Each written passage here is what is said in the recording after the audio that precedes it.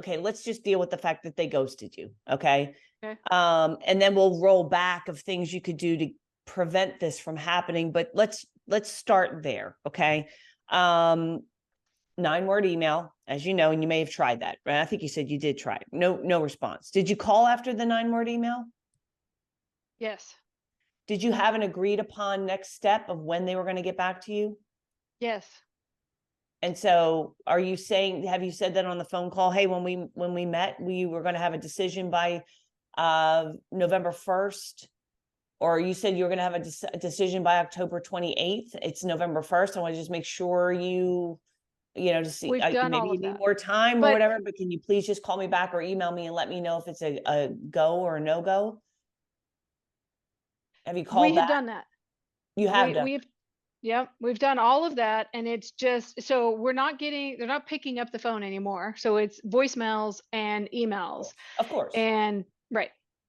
Have you withdrawn the proposal? I don't So know. so after that, send an email and say, I've tried to follow up with you. As you know, I've tried to follow up with you multiple times unsuccessfully. And so I am going to assume we're not moving ahead. So just say, I'm going to assume that we're not moving ahead. And just so you know, we are withdrawing the proposal on Friday, November 3rd. Okay. If you want to revisit this, then we can revisit the pricing at a later date. Please let me know, just again, available if you need anything. So withdraw the proposal. Probably it's just going to be, they're trying to find somebody cheaper. Right. That's what I think. And they will. Yes. You Which know, leads into my second question. right. So I think, the whole, so what, when you're trying to sell somebody, and let me outline this for everybody listening to Cindy. I know you were there, so I know I'm repeating myself, but let me just, so everybody watching this, right? So when you're Okay. selling, there are obstacles and there's objections. An objection is where they disagree with something that you've proposed. So for example, let's say Cindy got all the way to the close meeting and she didn't float price early on. And she says, look, it's going to cost you $3,000 a month to get for service, right? And you got a $10,000 project. They say that's too much money. See, that's a sales objection, right? Now, let's say early on, they say, hey, we know we're underfunded. We know all of our equipment is old.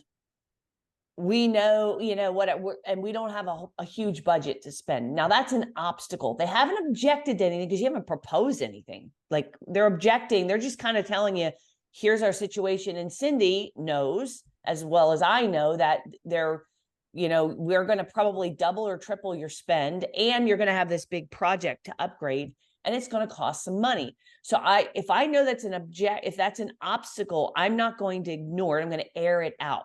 So airing it out means, number one, you acknowledge it, just don't ignore it and drive past, right? When they say something like that, or you see something like that, and well, what are you spending now on IT? $500 a month. And you're going, shit, like the minimum I touch this would be $1,000 a month or $2,000. That's going to be a problem. So you acknowledge it, like and then so that's the A. The I is investigate. So you ask some questions. Well, do you realize you're underfunded? Yeah, we realize you're underfunded, but do you realize by how much?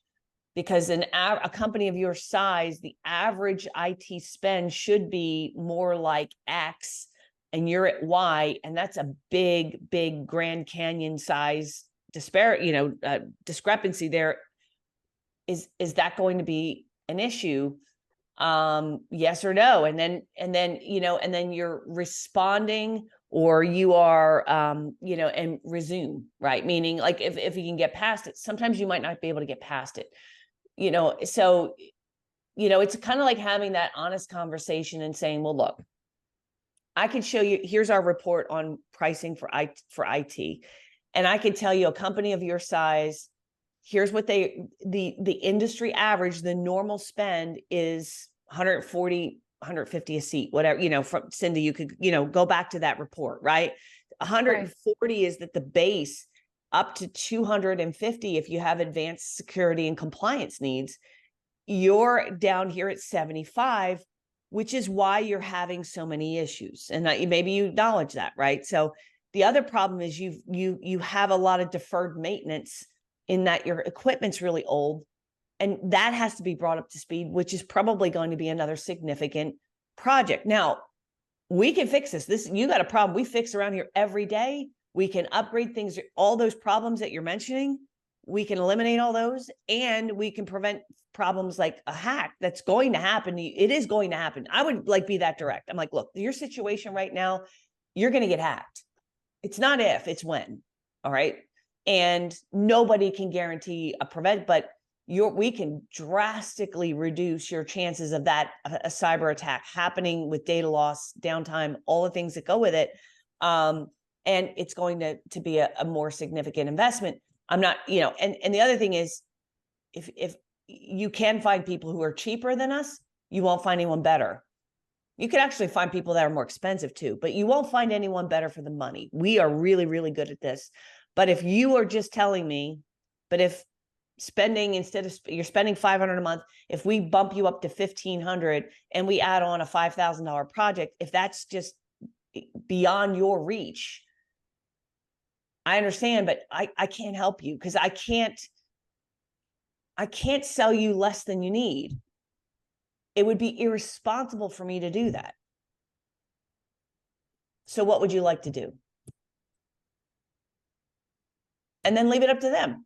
And they might say, well, you know, okay, you know, but you've already floated price and you've gone into that, right? And so then the second thing so you've aired it out, let's say you resume. Now, some cases you might not resume. You might say they might go, yeah, I can't swing that. There's no point in going forward then. Because if they're just going to if they're going to be like, that's it, you know. And I don't air price. I don't talk about price too early. I'm usually talking at the end of the diagnostic meeting is when I'm really getting into price. If they don't pass out, if they agree, then okay, so let me do a deeper assessment. Let me come back. I'm going to be somewhere. We've already discussed the range. I'll keep a sharp pencil. I'll do my best to not, you know, to make it so it's as budget friendly as possible, but we've already agreed this is what it's going to cost. Okay. So then you come back to the closing meeting. The other thing you want to do is you need to close. So Cindy, are you asking for the order in that meeting?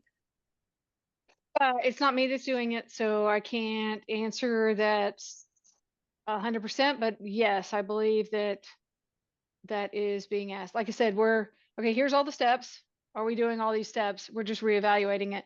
I was actually reading Brian's question on the chat, and he was asking, how did the feel of the meetings went? And was there a strong chemistry that both organizations be a good fit, which is a great point. And he reminded me that the initial qualification call, right before we went out, sounded great. During the discovery meeting, the guy was initially distracted with his phone, and we called him on it. And so the guy might just be a jerk. I mean, that's what I'm saying. Like, look, not everybody's a right fit. Right. And like Brian's saying, most have antiquated outlook and view of IT. Well, guess what? Most MSPs are clueless when it comes to marketing, and I still sell to them every day.